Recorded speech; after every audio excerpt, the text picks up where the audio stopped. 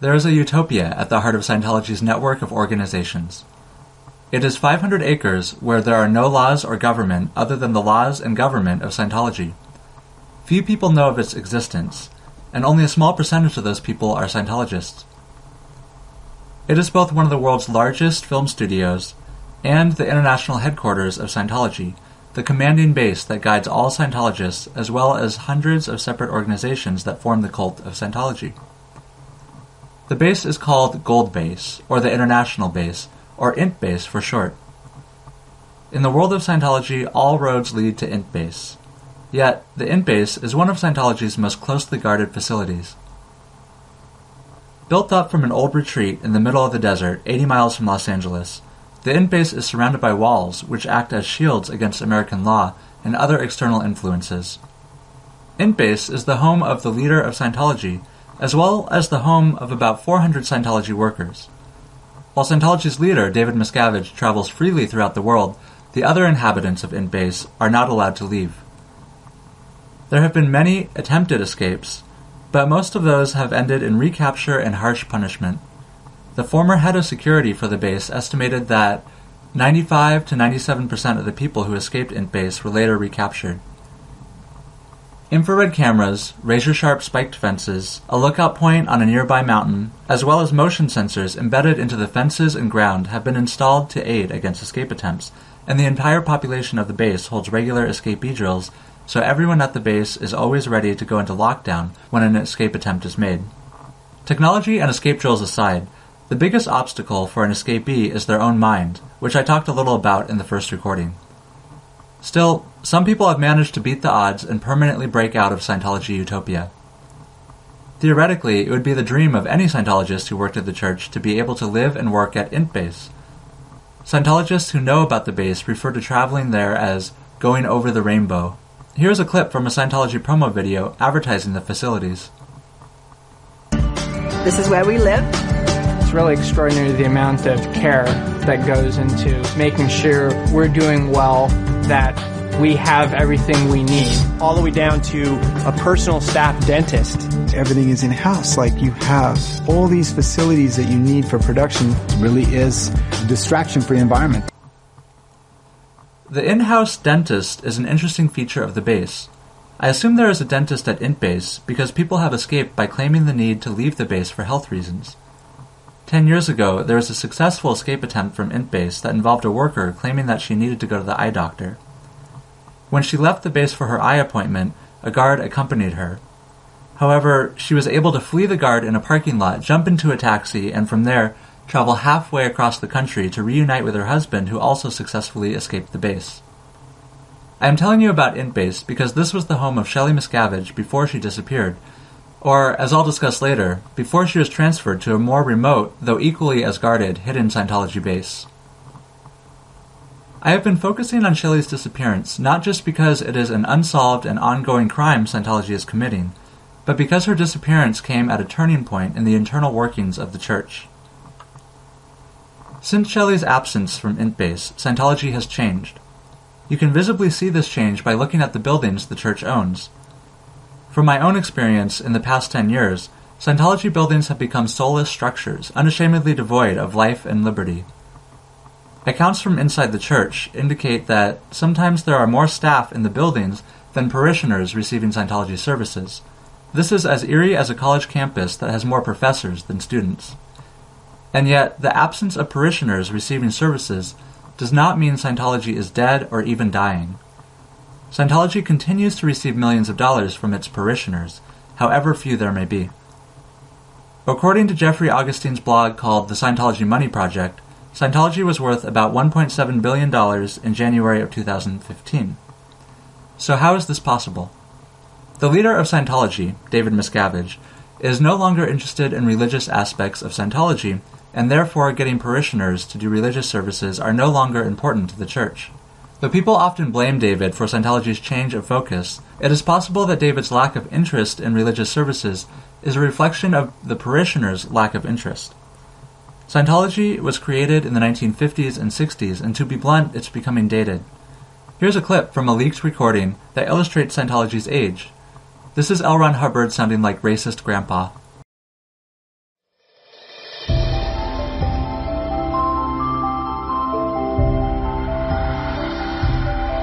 I remember one time learning Igoroti in a single night.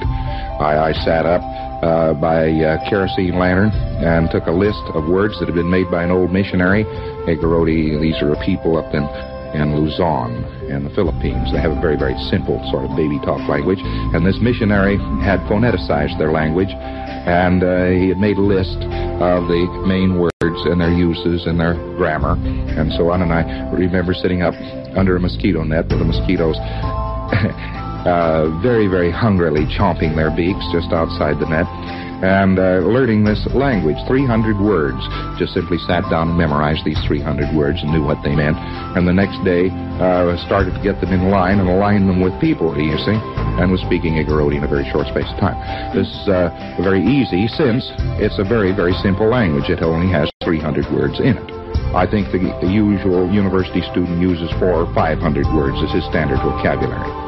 But Igoroti, you see, is almost as bright then as the average university student.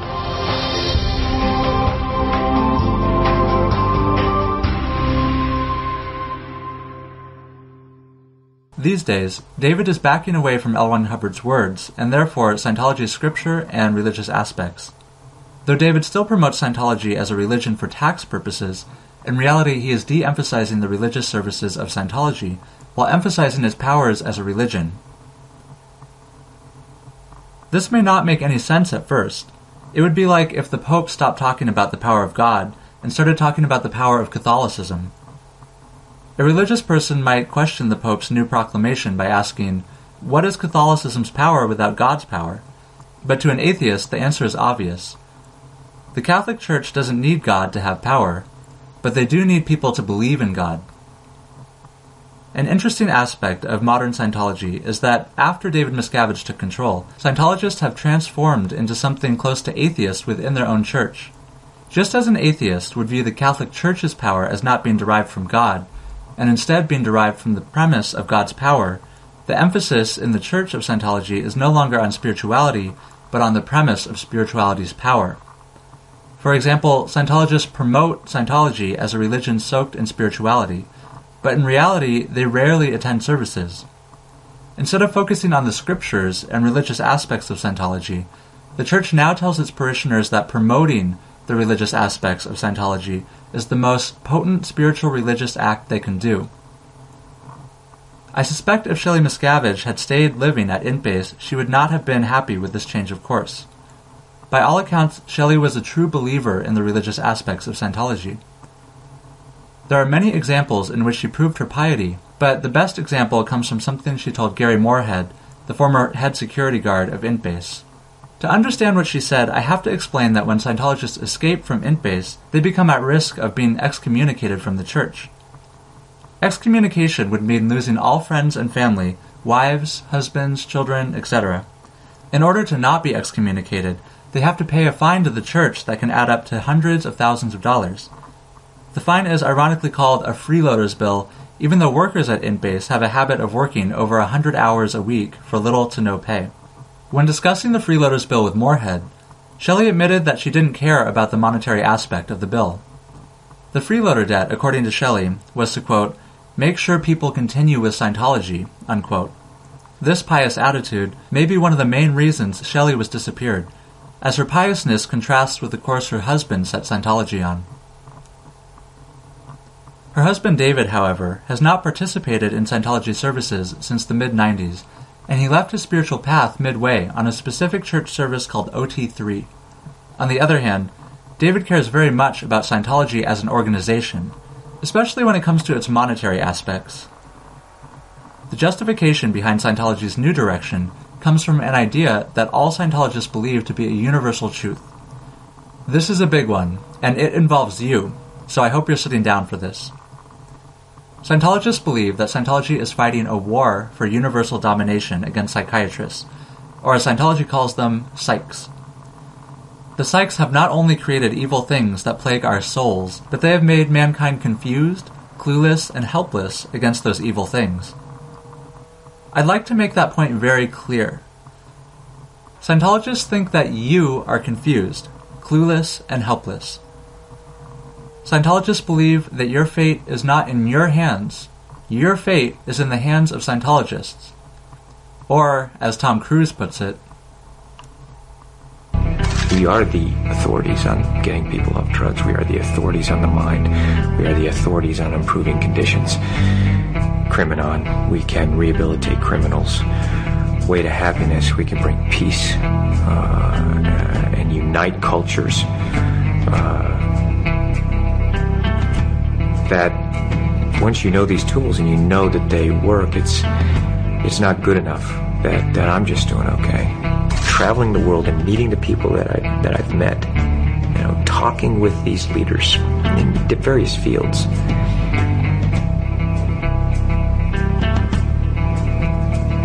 They want help, and they are depending on people who know and who can be effective and do it. And that's us. That is our responsibility to do that. It is the time now. Now is the time, okay? It is, being a Scientologist, people are turning to you, so you better know it. You better know it. And if you don't,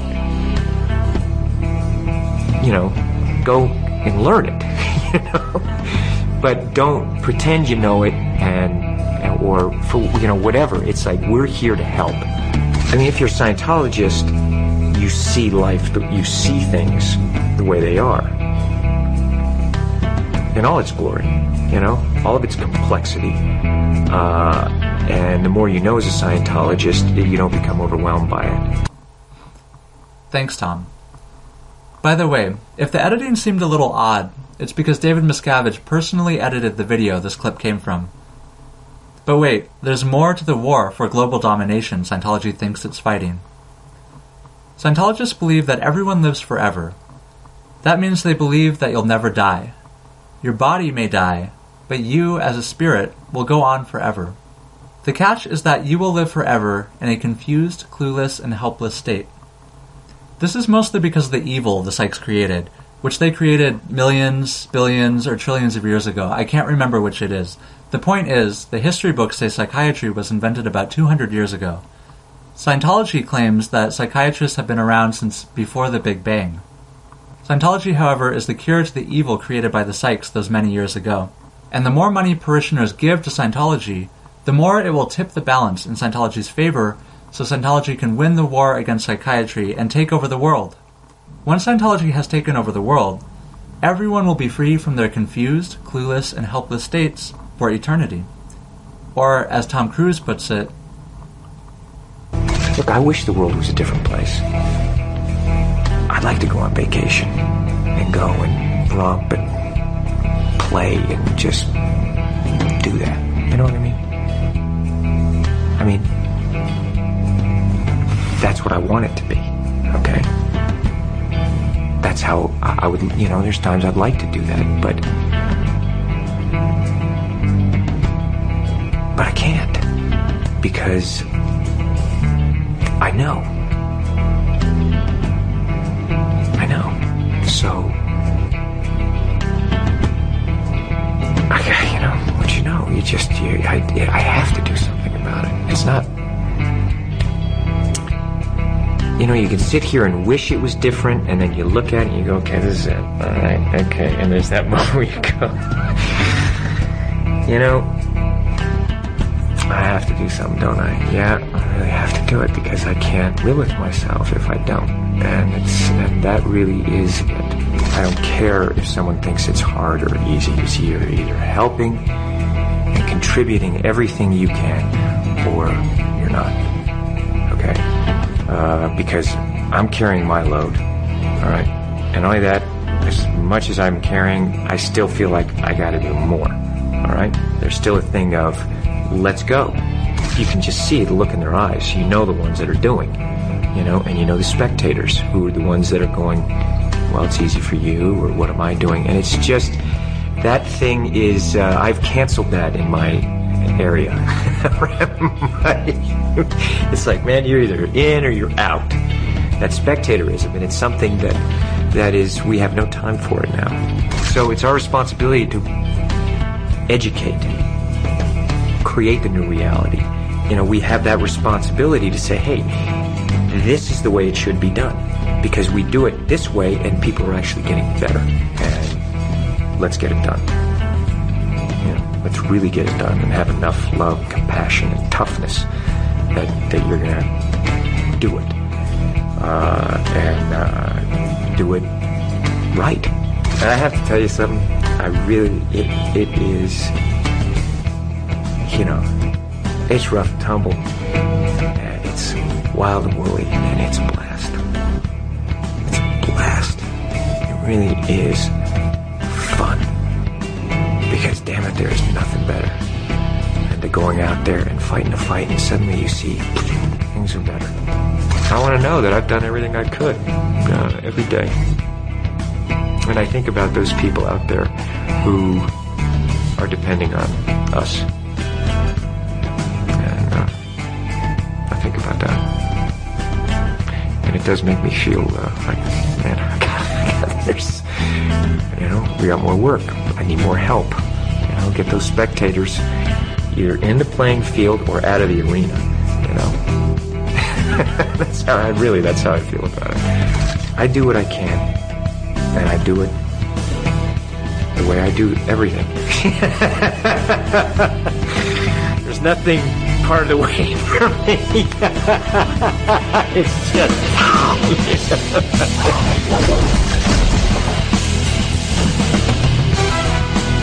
A Scientologist can be defined by a single question. Would you want others to achieve the knowledge you now have? In answering that question, Tom Cruise has introduced LOH technology to over 1 billion people of Earth. And that's only the first wave he's unleashed, which is why the story of Tom Cruise, Scientologist, has only just begun.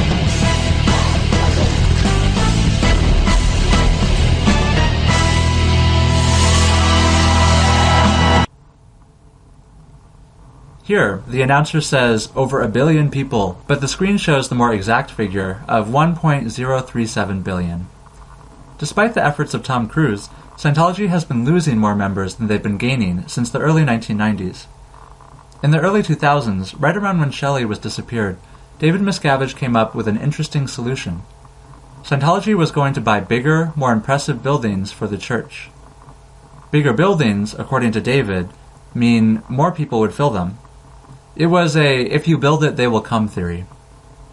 A cynic would say, bigger buildings does not automatically bring in a higher number of converts, but bigger buildings does give the church a lot more real estate, and more real estate means more power in local governments.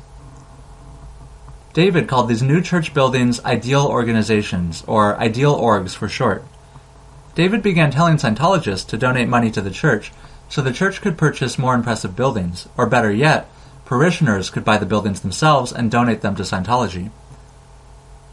This was the point in which the church stepped away from getting members to do religious services and instead began pushing members to give them money and property.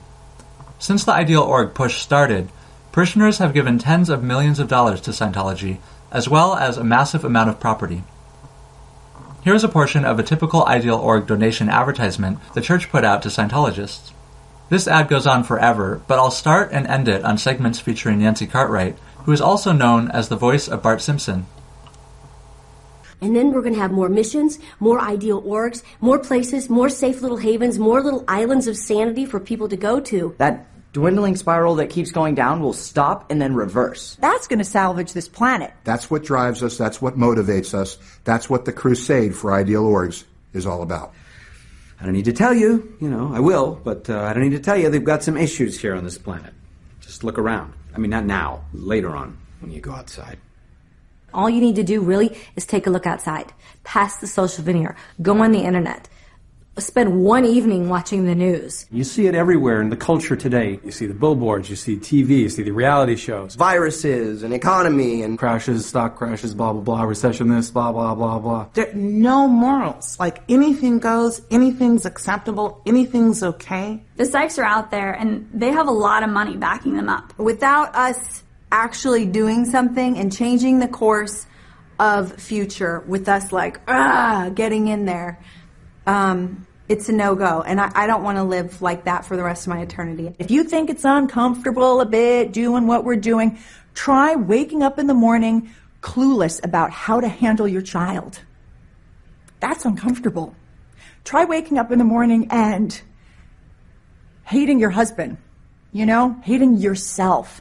That's uncomfortable. We take it for granted, the things that we have. We can go on course, we can do all these things, but it's like, but what about that guy out there that can't do that? And we present that road out and give them a place where they know freedom can really be attained. You're bringing hope to people every time you put an ideal org anywhere. This is the way that we actually handle that. It's so important to me that people have a great future. So it's about the future. It's about right now. It's about tomorrow and all the tomorrows to come. And it's making sure that Scientology is going to be there, not only for everybody on this planet and your children, but also for you. This isn't just a small game. This is eternity. And when you make that investment into an ideal org, you're investing into your own eternity. Ideal orgs mean your children have a future. This incredibly wonderful, safe space that is an ideal org that they can proudly be married in, that they can proudly raise their own children in,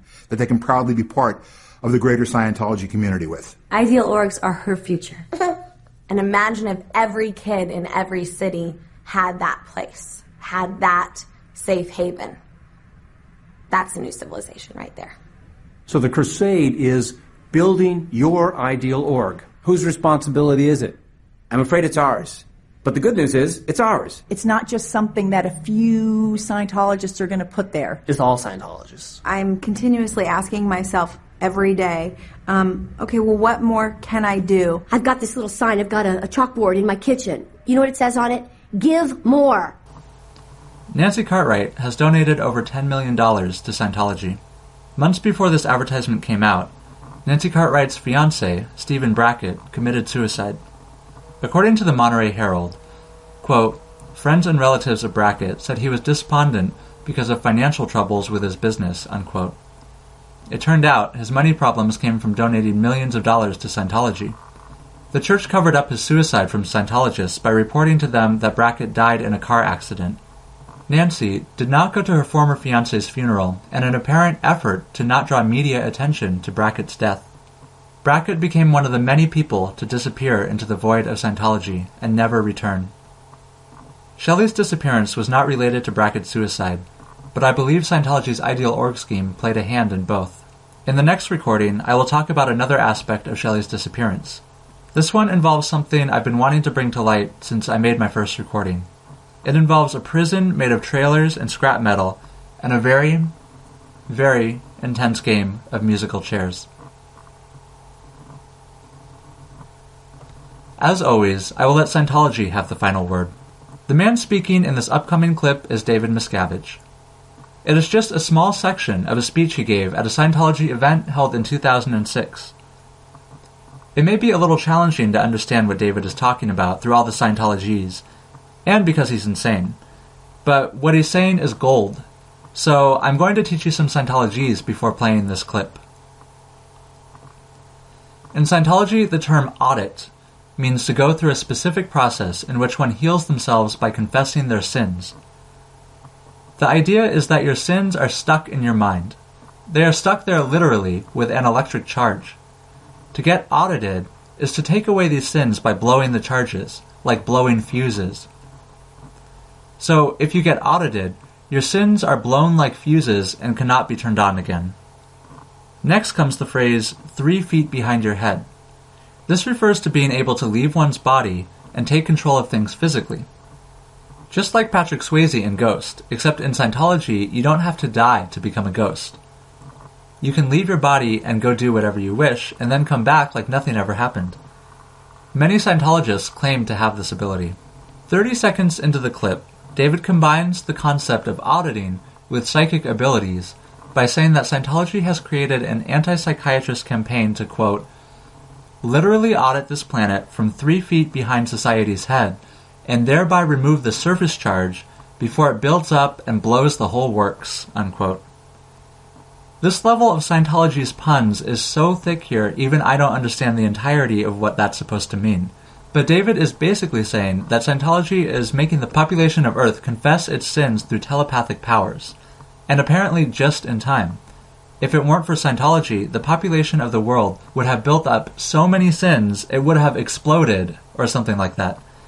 He goes on to explain himself later in the clip, saying that Scientology is saving the world through both the Ideal Org program and Scientology's global war against the psychs. Enjoy. And while we can't yet do it in the blink of an eye, you'll be amazed how much ground we can take when we do it as a strategically coordinated force. Because with accelerating speed through each passing month of this past year, we really did ignite all engines at the IES anniversary just 2 months ago.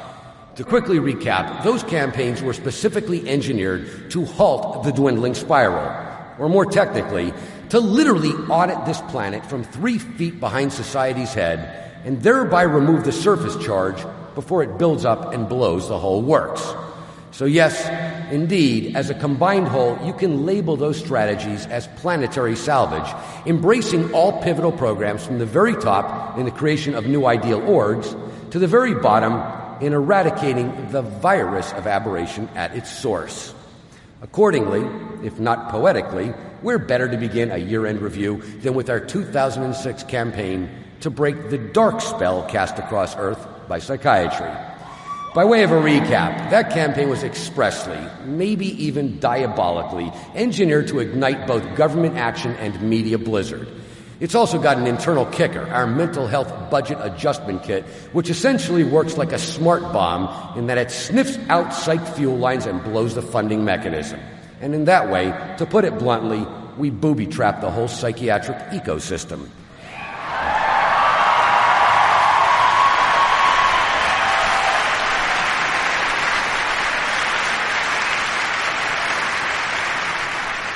So while only 9 weeks have passed since global activation, here's the preliminary action report.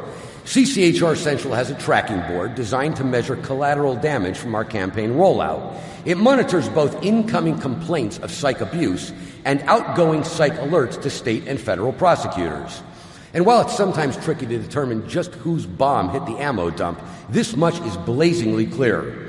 While it takes a psych 8 years to earn his license, we've already yanked 21 in the last 4 weeks.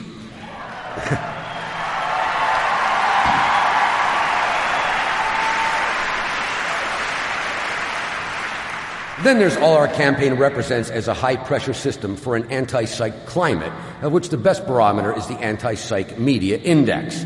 And while CCHR trackers describe the last 4 weeks as highest ever, the psychs themselves have a somewhat more descriptive name for it. Apocalypse Now. And here's the satellite view. The first of 4 plagues to visit psychiatrists in the wake of our campaign was a veritable storm of British press, more than 800 column inches mushrooming up from our launch site in England. Then came the 2,600 newspaper, magazine, and e-news articles like a cloud of locusts from elsewhere around the world, followed by a third swarm of news clips, documentaries, and televised forums. Then, just when psychs thought the seas had parted and they could safely enjoy this holiday season, it all rained down, because what with CCHR-inspired hearings on the menace of new generation psych drugs, the age-old secrets of how psychs cut deals with the FDA have finally come to light. And since the FDA can't get the toothpaste back in the tube, they just agreed to smear new black box warnings all over the antidepressant lineup, which in turn fueled an anti-psych media fest like something out of Revelations, and it looks like this. The Washington Post, the Washington Times, the New York Times, Chicago Tribune, Herald Tribune, USA Today, Associated Press, and all over network news.